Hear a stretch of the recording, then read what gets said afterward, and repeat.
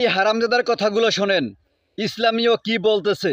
इस्लाम खत्म करने की जिम्मेदारी तो तुम मुझ पर छोड़ दो। 1 लाख लोग अगर धर्म के लिए मर मिटने के लिए तैयार हो गए तो मेरी बात याद रखना, एक दिन पूरी दुनिया सनातन बनेगी। अब अपने लोगों को मर मिटने के लिए तैयार करो।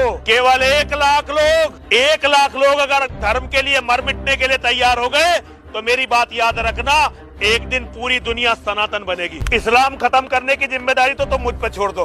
इस्लाम की तो नींव मोहम्मद और कुरान है, उस पे तो ऐसा पलीता लगा दिया है कि इस्लाम को तो मुसलमान भी खत्म करेंगे, लेकिन इसमें अभी 50 साल लगेंगे। এই হারামজাদা বলতেছে ইসলাম খতম করার দায়িত্ব আমার উপর দিয়ে দাও, আমি ইসলাম খতম করে দেব এবং তোমরা মারামারি করার জন্য 1 লাখ মানুষ প্রস্তুত রাখো, তাহলে সারা বিশ্বে এই সনাতন ধর্ম প্রতিষ্ঠিত হবে।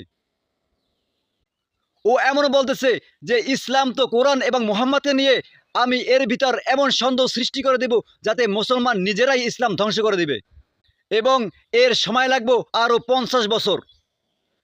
আর হারামজাদা, শুধু 50 বছর কেন, 50,000 বছর তুই কেন, আরও তোর যত গুরু আছে তারা যদি চেষ্টা করো এই কোরআনকে এই পৃথিবী থেকে সরিয়ে দেওয়ার ক্ষমতা তোরা রাখোস না, কারণ স্বয়ং আল্লাহ বলেন ইন্নাহু লাকুরআনুন কারীম ফি লাওহিম মাহফুজ।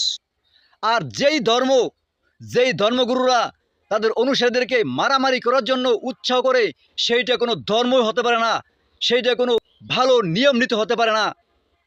আপনি কি বলেন? অবশ্যই এই ভিডিওটা লাইক, কমেন্টস এবং বেশি করে শেয়ার করবেন, যাতে সবার কাছে এই হারামজাদার এই উক্তি চাইতে পারে এবং আপনারা সবাই যার যার জায়গা থেকে এর প্রতিবাদ করেন, এর প্রতিহত করার জন্য সবাই সোচ্চার হন।